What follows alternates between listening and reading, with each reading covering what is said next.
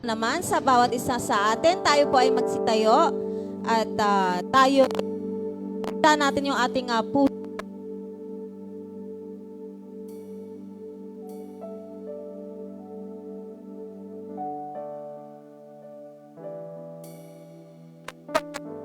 Worship, atin pong buksan ang ating mga Biblia sa awit 47.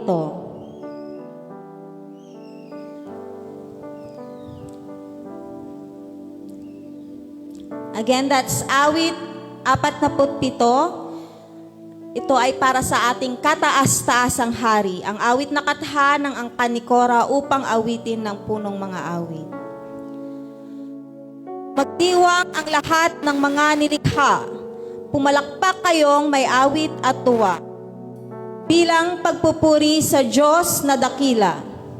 Ang Diyos na si Yahweh, kataas-taasan, ay dakilang haring dapat na igalang. Siya'y naghahari sa sangkatauhan. Tayo'y pinagwagi sa lahat ng tao, sa lahat ng bansay na mahala tayo. Siya ang pumili ng ating tahanan, ang lupang minana ng mga hinirang. Lumuklok sa trono si Yahweh na ating Diyos. Sigawan at trumpeta ang siyang tumutunog. Purihin ng Diyos, siya ay awitan. Awitan ang hari, siya ay papurihan. Ang Diyos, siyang hari ng lahat ng bansa, awit at purihin ng mga nilikha. Maghahari siya sa lahat ng bansa, magmula sa tronong banal at dakila. Sa mga hinirang ng Diyos ni Abraham, sasama ang mga pamunuan ng lahat ng bansa sa sandaigdigan. Ang mga sandata ng lahat ng kawal, lahat ay sa Diyos na kataas-taasan. Amen? Purihin ang ating Panginoon, lahat ng instrument, lahat ng ating parte ng ating mga katawan ay dapat na magpuri sa ating Diyos na buhay. Amen? Batiin mo yung kapatid, yung katabi mo. Good morning, darling. Good morning, beautiful. Handa na po ba kayong magpuri sa ating Panginoon? Amen. Medyo malakas ang ulan. Yung iba nating mga kasama ay wala pa rito at ating panalangin ang kanilang ang proteksyon sa kanilang pagpunta rito. Pero hindi yan mapipigil. Hindi mapipigil ng ulan ang ating pagpupuri sa Diyos. Amen. Hallelujah. Kaya nga hindi ilan lang tayo ang ating mga boses ay itataas ang ating Panginoon na buhay. Ang ating Panginoong tunay.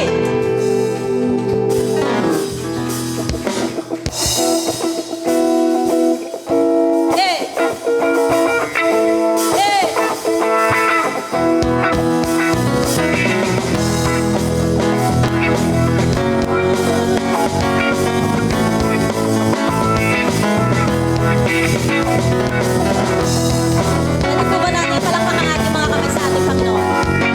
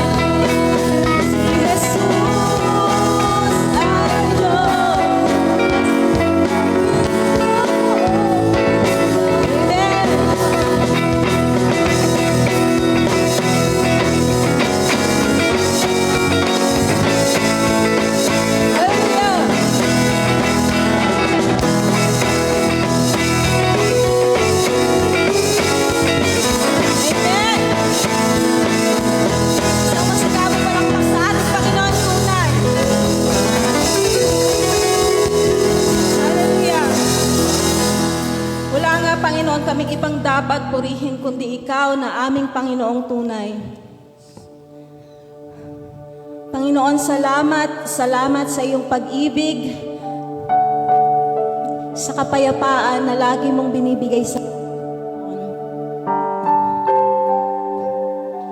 katapatan, Panginoon, noon, ngayon, bukas at magpakailanman. Salamat. Wala kaming ibang masasabi kundi salamat, Panginoon, at mahal na mahal ka namin.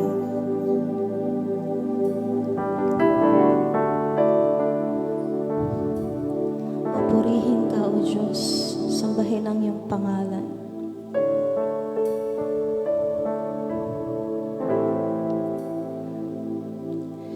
Katapatan mo, O Diyos, tunay at dakila. Ang pag-ibig mo'y wagas at walang kapantay sa aming puso, sa aming buhay. Papuri, pagsambay, iaalay. Bukas no, ngayon, magpakailanman, luwalhatiin ka. Ating awitin ang katapatan ng ating Diyos. Katapatan mo, O Diyos, tunay at dakila. Pag-ibig mo'y wagas at walang kapantay sa aming puso, sa aming buhay. Papuri, pagsambay, iaalay. Bukas noon, ngayon, magpakailanman, luwalhatiin ka.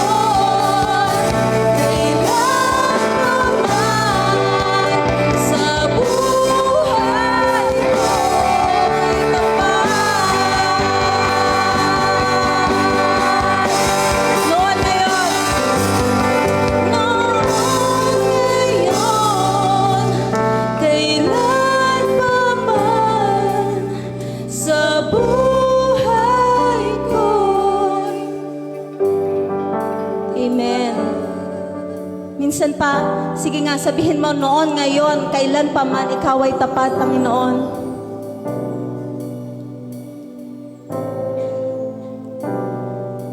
Sa buhay ko, sa buhay namin, ikaw ay tapat, Panginoon. Kaming mga hindi karapat-dapat, mahalin ay iyong minahal, Panginoon. Salamat, salamat sa iyong pag-ibig.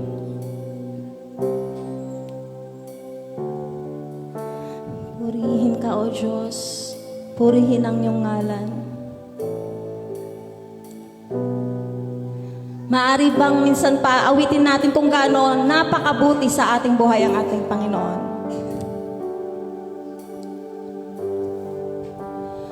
Napakabuti mo, aming Diyos Ama.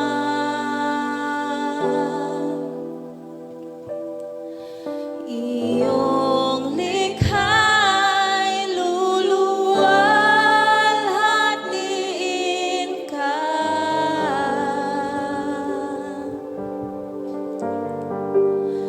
Napakabuti mo, hindi ka nagbabago.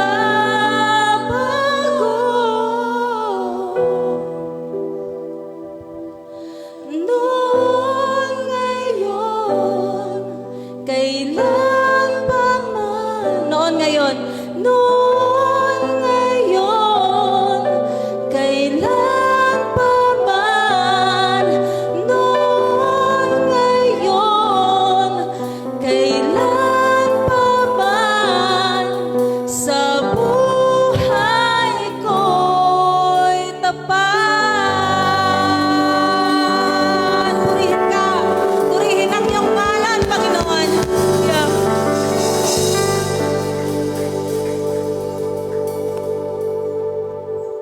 Yes, Lord God. Hallelujah.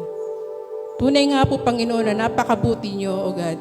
Noon, ngayon, at magpakailanman. Dalangin namin, Lord, sa mensahe niyo ngayong araw na to, O God, ay maunawaan po namin, O God. At hayaan niyo, Lord, na mapakinggan po namin ito na maayos at maisabuhay po namin kung ano man yung gusto niyong iparating sa bawat isa sa amin. Muli po ay binabalik namin sa inyo ang lahat ng papuri at pasasalamat. Sa tanging pangalan ni Jesus. Amen. Amen. Pwede na po tayong umupo.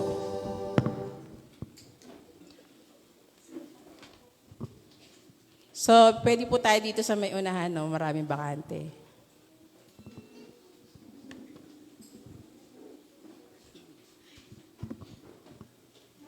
Yan. Siguro nagugulat kayo bakit pumayat ng konti si Teacher Prezi. Hindi. So, bakasyon po siya na 2 weeks ngayon. Huwag po kayong mag-alala dahil kahit wala siya dito, alam niyang yung puso niya is naandito pa rin. Yan.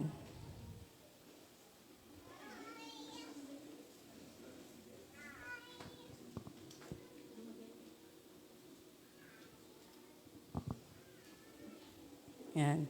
Dahil maulan, kakaunti tayo ngayon. Pero, so kayo po mga naka-live,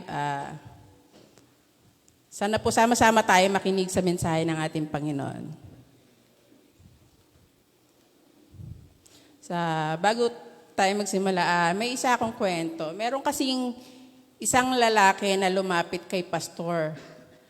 Medyo kasi naguguluhan tong lalaking to kasi meron siyang mga bagay-bagay na iniisip. Hindi niya alam kung paano sasagutin. So lumapit siya kay pastor, sabi niya, Pastor, may problema ako. Ano po ba kayang dapat kong gawin? Kasi kailangan niya magdesisyon sa buhay.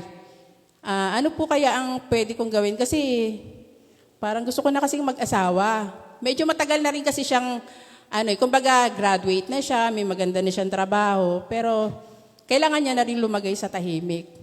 Pero sa isang banda, meron din siyang kailangan gawin na parang gusto ng puso niya mag-aral ng pumasok sa Bible school. Siguro magpapastor o ewan ko kung ano. So sabi ng pastor, ano ba ang gusto mo?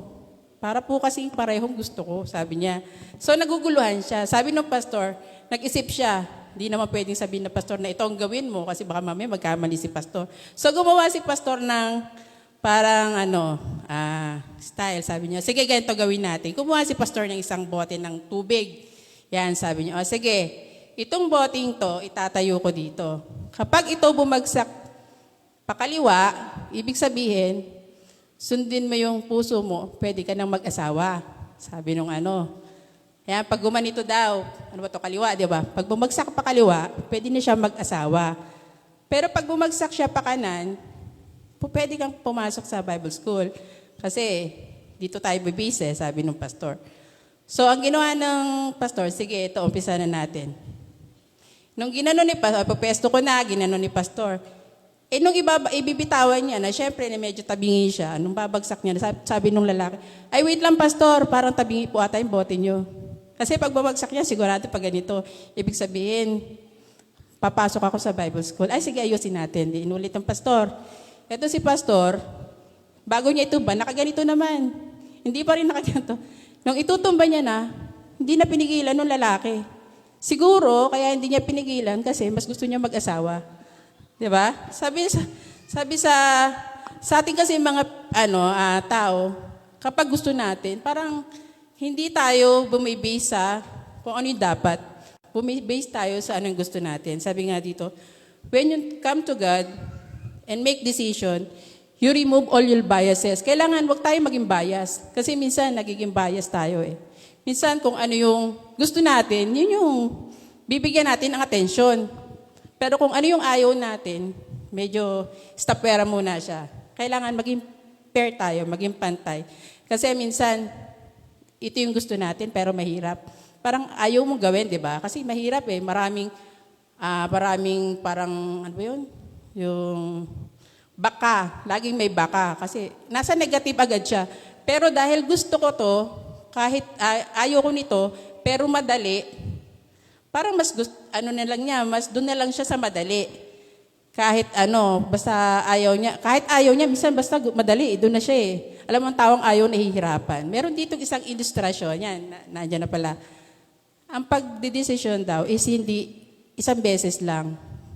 Kailangan maraming question mark, maraming pag-iisip na ginagawa. Kagaya nga ng team natin, think twice. Huwag isang beses. Kailangan think twice, dalawa or higit pa. Kasi kapag isa lang, wala ka ng ibang iisipin, isa lang. Yan.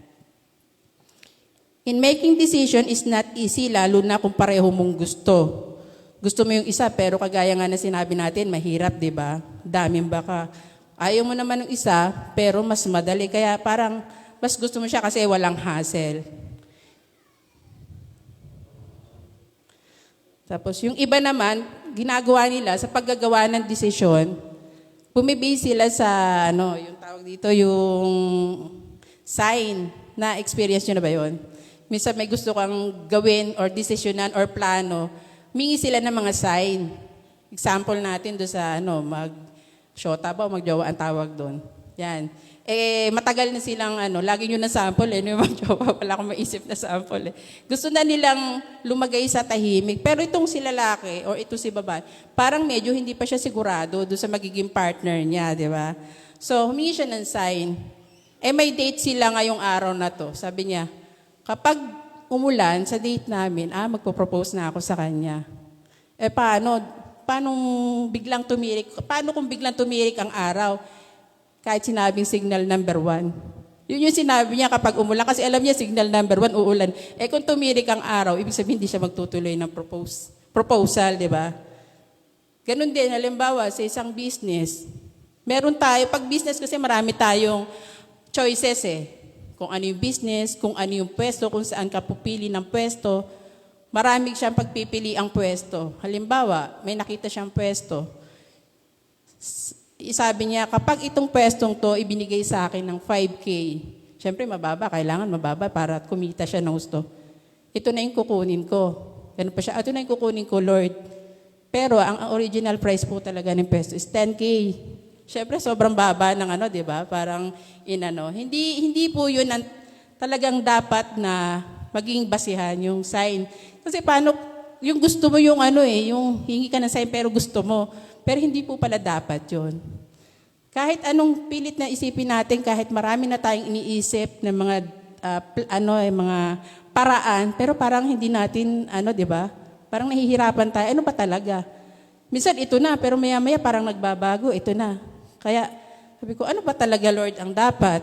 Kasi sa tao hindi ganun kadaling mag-isip. But God has His decision. But God, meron siyang sariling plano. God has His ways. Yan. Meron ditong 3 ways na decision making na galing sa Panginoon. Una, trusting God's plan. Yan. In Proverbs chapter 3, verse 5 and 6, sabi dito, trust in the Lord with all your heart and lean not on your understanding. In all your ways, submit to Him and He will make your path straight. Sabi dito, magtiwala lang tayo ng buong puso sa Diyos. Huwag sa sarili nating karunungan. Hindi masamang magtiwala sa mga sarili nating desisyon, di ba? Siyempre, hindi naman po pwedeng wala kang tiwala sa sarili. Paano ka makakabuo ng desisyon kung hindi ka nagtitiwala sa sarili? Pero ang sinasabi dito, kailangan lahat ng plano natin at desisyon sa buhay, kailangan nakasubmit kay Lord. Kasi kung hindi natin isasubmit, pwedeng magkamali tayo sa mga decision making natin sa buhay. Yan. Kilalanin natin siya sa lahat ng bagay, sa pagdesisyon, sa struggle natin sa buhay, at sa lahat ng kinakaharap natin sa araw-araw. At sabi nga doon, di ba, He will make your path straight. So, hindi niya hahayaan na yung mga desisyon natin is mapunta sa maling daan. Sisiguraduhin niya na lahat ng desisyon natin ay mapupunta sa tamang daan. Yan. Meron niyang isang story na, hindi to story, totoong buhay. Meron ako kasi kakilalang teacher. So, pinapatunayan dito sa story na to na nagtiwala siya sa plano ng Diyos sa buhay niya. So, nung time kasi na yon, siya lang yung working. Mag-asawa sila, tapos meron sila mga anak. Dumating sa time na kailangan niya magdesisyon sa buhay. Yung isa kasi, doon nagtuturo siya, malaki ang sahod niya. Kung tutusin, kaya niya buhayin yung pamilya niya. Tapos walang asawa, walang trabaho yung asawa niya. Pero, sinabi nung asawa niya na kung pwede, mag-resign siya doon sa trabaho niya na maganda ang sahod, kasi maging teacher siya doon sa bagong itatayong school. Itong school na to, mag-start pa lang. Dati pa to. Siyempre, bilang nanay, siya ang taga-budget, siya ang mahawak ng pera. Parang ang hirap, di ba? Parang mahirap mag-desisyon. Ano ba talaga?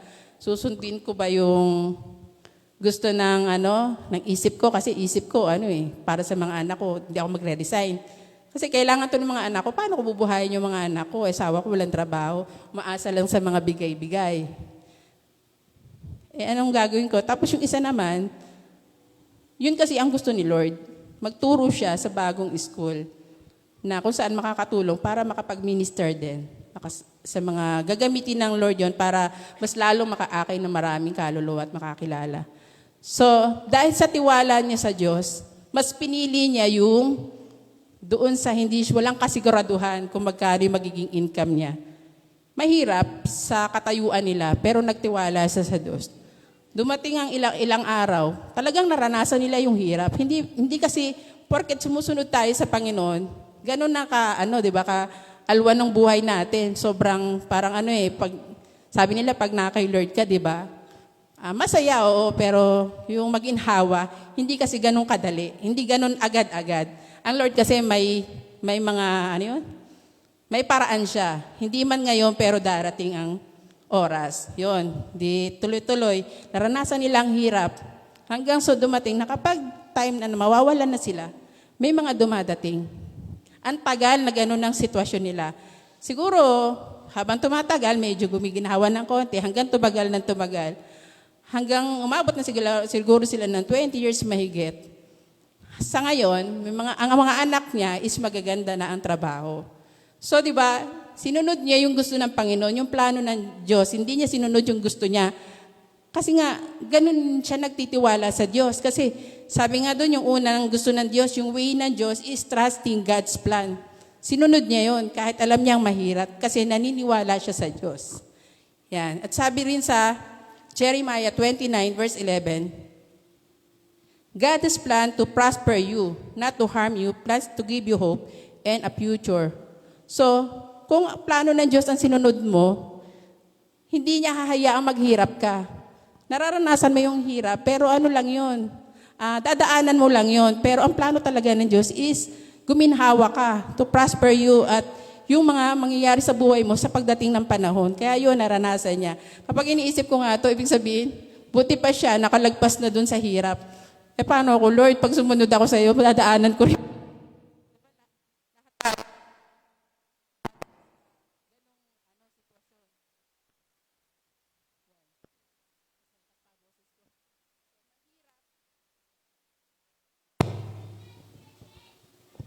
Mahirap pagdaanan yung mga ganong sitwasyon. Kasi pag dumadaan ka na doon, parang ayaw mo nang tumuloy.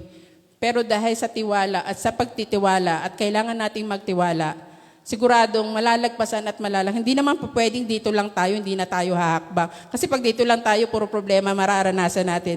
Pero ang kagandahan, habang mahakbang tayo, kasama natin ng Diyos hanggang makarating tayo sa dulo. Yan.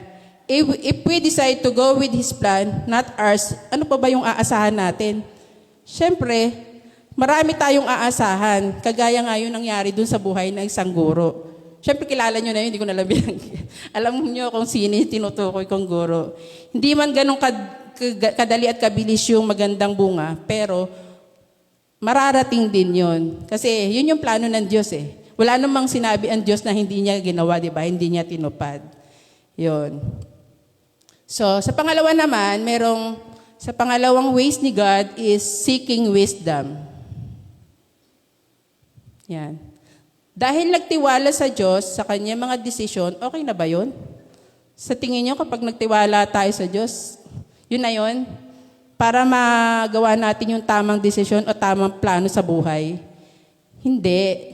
Kasi meron ng bagong kasabihan. Sabi nga nun, di ba? Yung dating kasabihan, nasa Diyos ang awa, nasa tao ang gawa. Ngayon, bago na, ngayon lang ginawa yun eh. Ano ba yun? Sa Diyos ang tiwala, nasa tao ang gawa. So, asahan natin na kailangan magtiwala tayo sa Diyos. Tama yung ginawa ng teacher, nagtiwala siya sa Diyos. Kasi dapat talagang sa Diyos ang tiwala. Pero hindi po pwedeng umupo lang tayo dito at mag-antay ng pagpapala. Sabi nga kailangan nasa tao ang gawa. So, kailangan nating gumawa, kumilos. Hindi pwedeng mag-aantay lang tayo ng biyaya kasi hindi naman ginawa ng teacher na nagturo lang siya, pero humakbang din siya ayon sa kalooban ng Diyos. Yun yung gustong ipagawa sa atin ng Panginoon. Sabi nga sa James 1, verse 5, if any of you lack of wisdom, ask God, who gives generously to all without finding fault, and it will given to you. So, alam natin ang kakayanan ng tao is hindi ganung kalawak, hindi kagaya ng sa Diyos, di ba? So, kailangan sa bawat gagawin natin, ask God through prayers. Siyempre, paano ba tayo hingi sa panalangin, ay sa Panginoon, siyempre, di ba, sa pamamagitan ng pananalangin. Paano natin makukuha yung sagot niya? Kalawa, sa pagbabasa ng Biblia. Kasi minsan, nananalangin tayo. Kasi pag nananalangin ka, ikaw yung nagsasalita. Ikaw yung nagsasabi. Hindi naman po pwedeng magsasalita ka, wala kang kausap. So, paano mo maaantay yung sagot ng kausap mo kung hindi ka magbabasa ng Bible? Kasi minsan, hindi mo alam kapag nagbabasa ka ng Bible, nakikita mo dun yung sagot. Hindi kasi siya nakakapagsalita ng, Remy, ganyan. Hindi siya ganon eh. Dati nakakapagsalita siya nung panahon pa ng pero ngayon di na ganon. Nagsasalita siya sa pamamagitan minsan ng ibang tao. Pero kadalasan nagsasalita ang Diyos sa pamamagitan ng salita, yung Bible. Doon niya sinasabi sa atin yung mga sagot. Na-experience nyo na ba yung may tanong kayo? Pagbukas nyo ng Bible, ito pala yun. Diba? Kasi doon niya pinapakita yung sagot sa atin. Yan. At ang ikatlo, reading books related dun sa ginagawa mong plano sa buhay o mga desisyon. Minsan, ano ba yung mga pinagdidesisyonan natin sa buhay? Kagaya sa pag-aaral, kung anong kurso yung kukunin mo pagka college ka na. Isa yung nagiging problema ng mga estudyante bago tumungtong ng college kung ano yung kukunin. Kasi wala pa sila, hindi pa malawak yung pag-iisip nila kung ano. Misa nga nakukuha nila maling kurso. Pero kaya ang makakatulong din sa kanila is yung pagbabasa ng mga libro na sa tingin nila, okay ba? Gusto ba nila?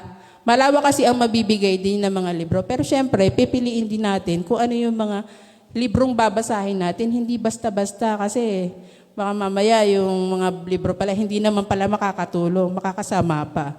Yun. So, kailangan magkakaugnay siya. Yan. At ang ikatlo, ano yung una? Trusting God's plan. Ikalawa, seeking wisdom. Yan. At ang ikatlo, asking guidance. Yan. Sabi pa sa Proverbs chapter 15, verse 22, without counsel, plans fail, but with many advisors, they succeed. Kaya pala yung mayayaman, di ba yung mga mayayaman tsaka yung mga nasa government, may mga advisor sila. Tsaka yung mga negosyante, kumuha pala sila ng advisor. Kasi siguro dahil wala silang alam sa ganung bagay, kumuha sila ng advisor, yung mga marurunong, kaya lalong lumalago yung mga negosyo nila. Kaya mas lalo silang yumayaman. Kaya pala yung iba, mas lalo silang nagsasucceed kasi may mga advisor sila eh. Yan. Sa dito sa mga government or pag sa tao ka kasi nagsabi kung yung mga advisor, sobrang pag kumuha ka ng advisor is mahal. Di ba? Medyo pricey, kumbaga babayad ka talaga.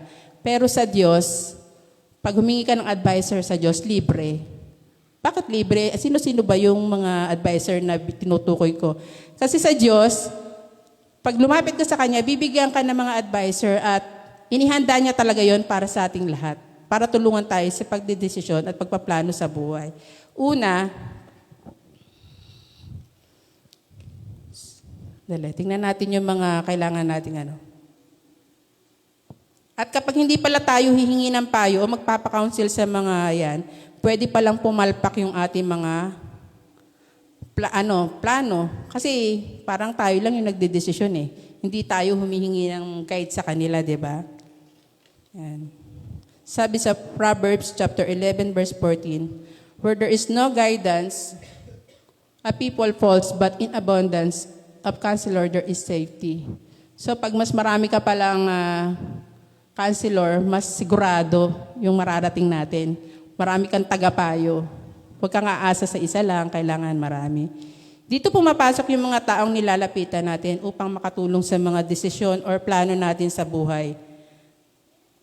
Yan. Una, sa family natin. Yan yung mga binigay ng Diyos na libre.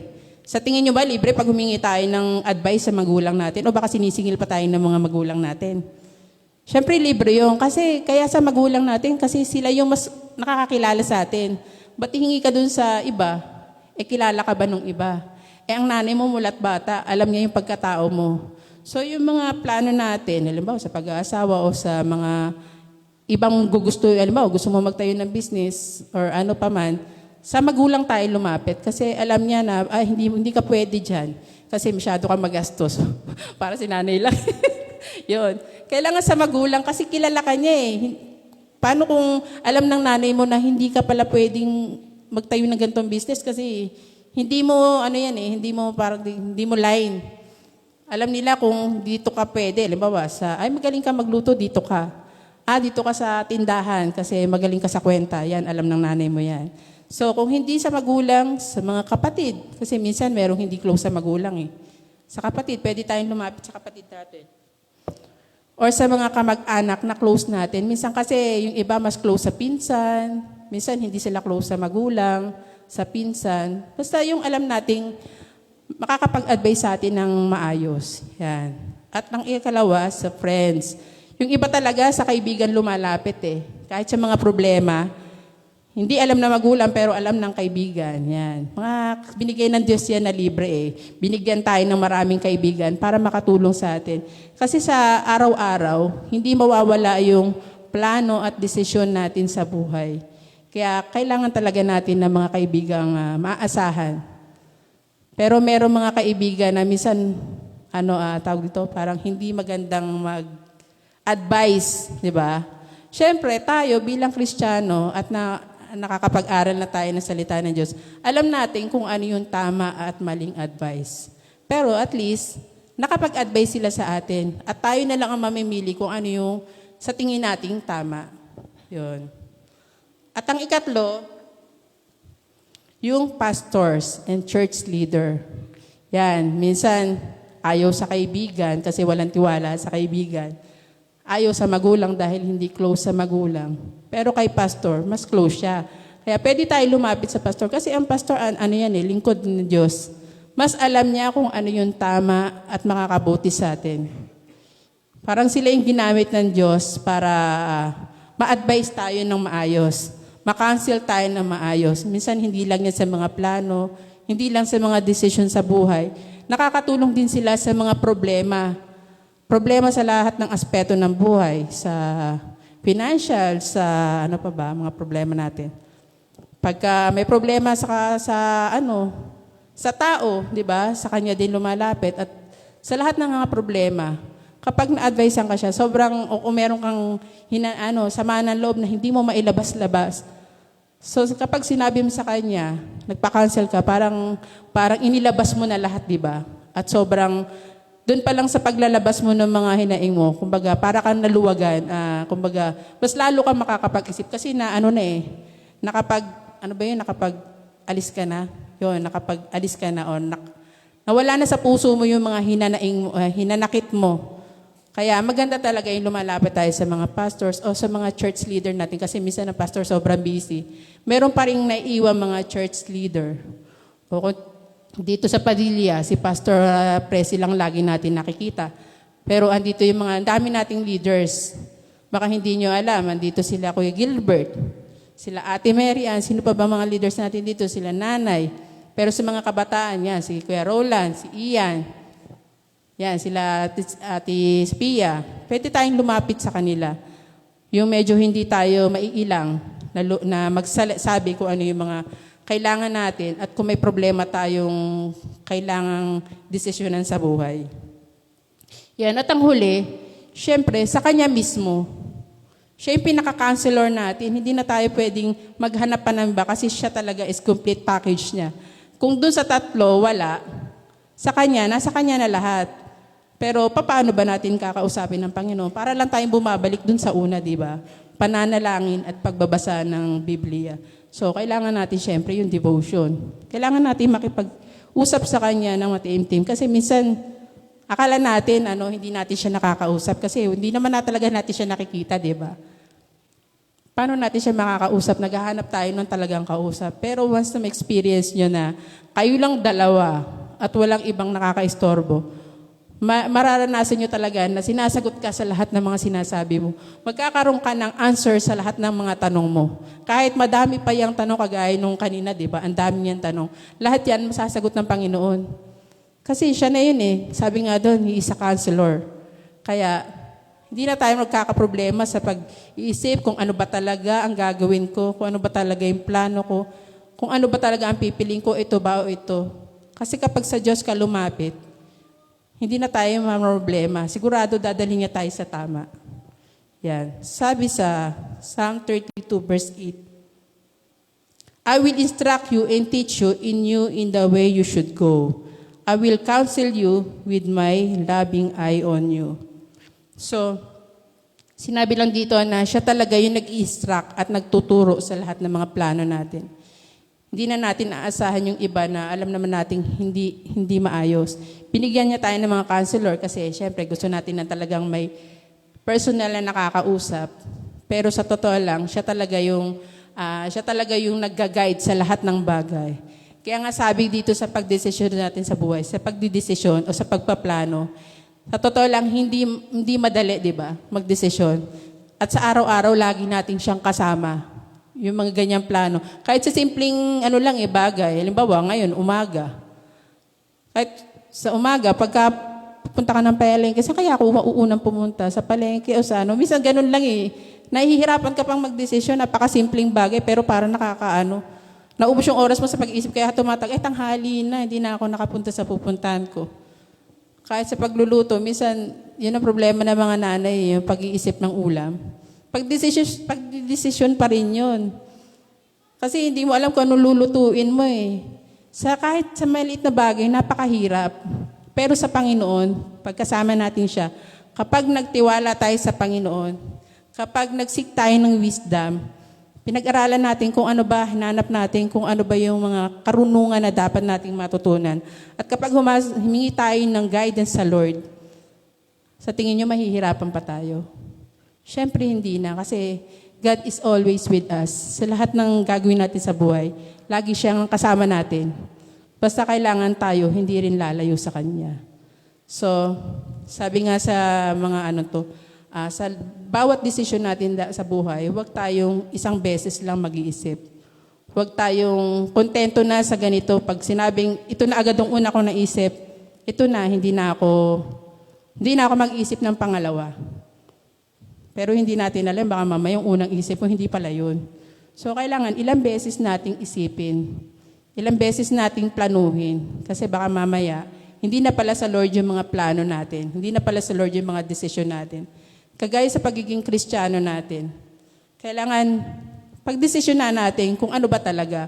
Kung tutuloy ba talaga tayo sa pagiging Kristiyano, sabi nga nung Wednesday, pinag-aralan namin is a born again. Ang born again is hindi lang sa pagiging religion. Kasi ang born again is a relasyon. So, sabi doon ni Kuya Gilbert, ang born again daw, pinanganak na muli. Kailangan yung dati mong buhay is wala na. Kailangan bago na. So, decision natin ngayon, tayo ba ay talagang born again na? Kasi baka mamaya hindi pa tayo born again. Born again tayong tawagin kasi nandito tayo. Pero ang tinutukoy doon is tayo ba ay inalis na ba natin yung dati nating mga pagkatao? Iba na ba tayo ngayon? Ginagawa na ba natin kung ano yung plano ng Diyos? Baka mamaya marami na pala siyang plano kasi pag lumapit ka sa Panginoon, sigurado bibigyan ka ng maraming plano eh.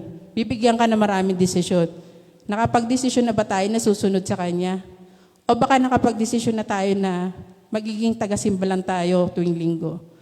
Baka marami na pala sinasabi si Lord na kailangan mo magdesisyon, kailangan mo magpagamit sa Panginoon. Pero baka mamaya, hindi ka pa rin sumasagot. Kasi mahirap maging lingkod eh. Sabi mo, okay na po ako tuwing attend this every Sunday. Attend this every Wednesday. Kasi madali lang yun, upo lang ako noon eh, makikinig. Pero sa araw-araw, once na lumapit ka sa Panginoon, once na naging born again ka, kailangan sundin natin kung ano yung yapak ng Diyos. Kasi sabi nga doon, ang born again, bago na, wala na yung dating pagkatao. Kaya kailangan sundin natin siya. Kung ano yung mga plano ng Diyos sa atin. Kung ano yung mga desisyon natin, sundin natin kung ano yung desisyon ng Diyos para sa atin. Kasi yun yung talagang magpapalago sa mga spiritual nating kalalagayan. Kaya manalangin tayo. Yes, O God. Dakilang Diyos na makapangyarihan sa lahat. Muli po ay nagpapasalamat kami sa oras na ito kung saan itinuro niyo sa amin kung paano ang tamang pagdedesisyon sa buhay. Kung ano yung plano niyo sa bawat isa sa amin. Alam naming hindi madali ang sumunod, hindi madali ang magdesisyon, pero dahil naandiyan ka, naniniwala kami na ang inyong kakayahan, Lord, ay sapat-sapat na upang masunod namin kung ano ang para sa amin, O God. At alam namin sa lahat ng plano mo para sa amin ay magiging maayos to. Hindi man ganun kadali. At alam namin na mararanasan namin ang hirap. Pero dahil kasama ka namin, patuloy po kaming susunod sa iyo dahil balang araw, mararanasan namin yung buhay na walang hanggan na ipinangako niyo sa bawat isa sa amin. Muli po, O Diyos, hayaan niyong bigyan niyo kami ng karunungan sa lahat ng gagawin namin sa buhay. At tulungan niyo kami na maging open at makausap yung mga counselor na gusto namin kausapin, mga advisor, na wag po kaming mahiya sa kanila kung meron po kaming nararanasang problema, kung meron po kaming dapat isipin at pagdesisyonan, kung meron po kami mga plano na dapat gawin, pero hindi po namin masagot. Salamat, O Diyos, at hayaan nyo na ang lahat ng mensaheng ito ay naunawaan po ng bawat isa sa amin. At tulungan niyo kami, Lord, na ang pagiging Kristiyano namin ay patuloy na magawa namin, hindi lamang sa salita, kundi magawa namin sa gawa. Muli po, Panginoon, ang lahat ng ito ay binabalik namin sa inyo ng may papuri at pasasalamat. Sa tanging pangalan ni Jesus. Amen.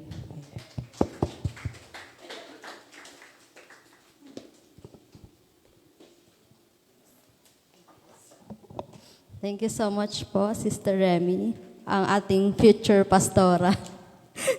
Future pastora na ba? Umiiling. Yun. So, praise God, di ba, sa buhay ng ating kapatid na si Sister Remy. So, ibig sabihin, maging challenge yun sa atin, di ba, na anyone pwedeng tumayo dito sa pulpito para ituro yung kanyang salita. Pero syempre, hindi lang yung basta-basta na magtuturo ka lang. Kailangan gawin din natin yung mga tinuturo sa atin ng Diyos. Diba? Para magawa natin yung mga pinapagawa niya sa atin. So, yun lang.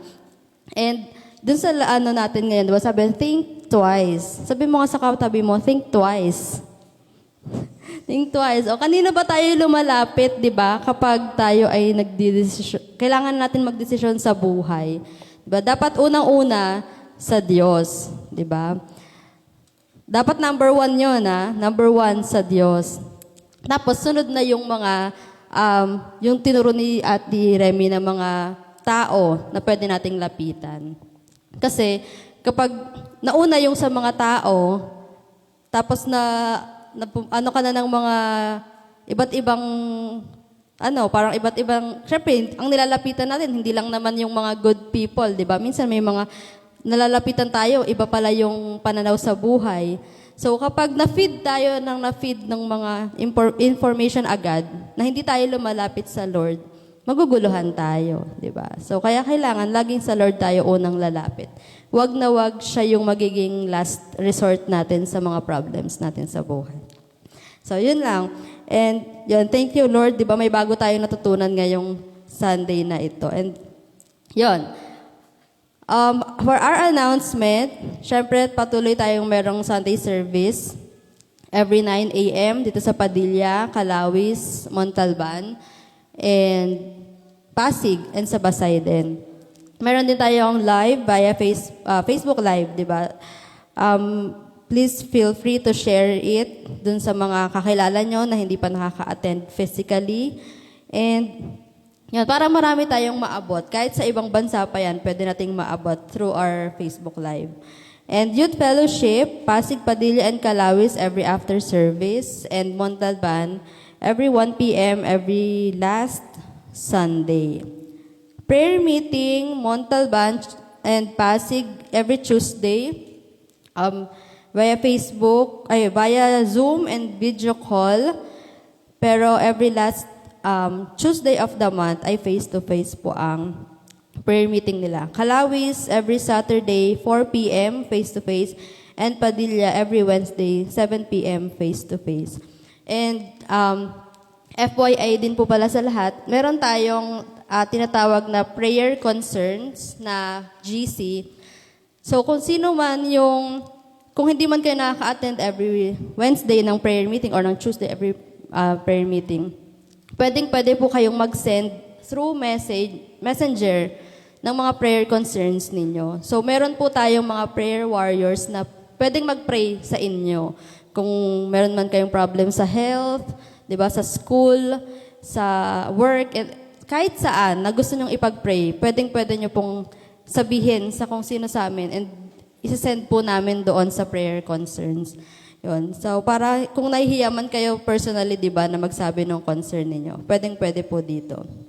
And Children Ministry, meron po tayo Calawis, Pasig, and Padilla every Sunday during preaching time. And sa Montalban po, Saturday or Sunday minsan, 1:30 p.m.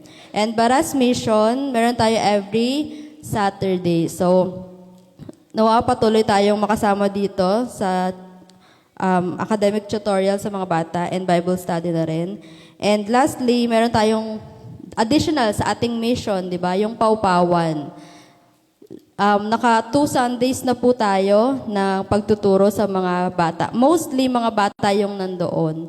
So, nawa matry nating makasama sa mga missions. So, dumadami na yung missions ng ating church, di ba? Baras, Paupawan. So, we challenge each and every one of us na makasama dito sa mga to.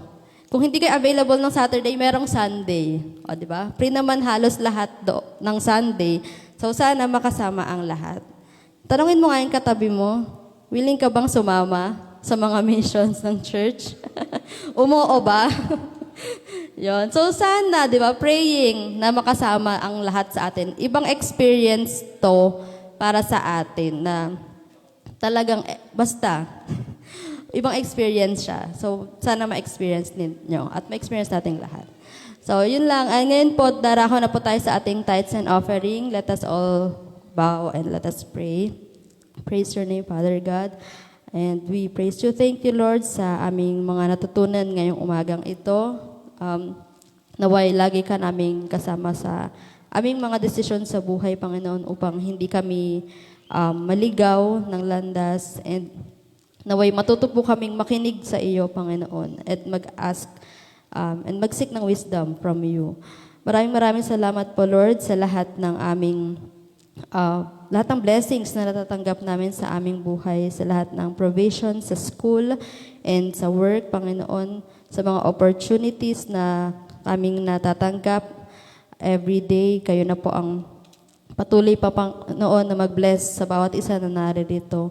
And ang aming tithes and offering, we do this, Lord, as a sign of our love to you, Panginoon. And we do this, Panginoon, para ipakita yung kung gaano kabuti sa buhay ng bawat isa sa amin. Maraming salamat, Lord. In Jesus' name we pray. Amen.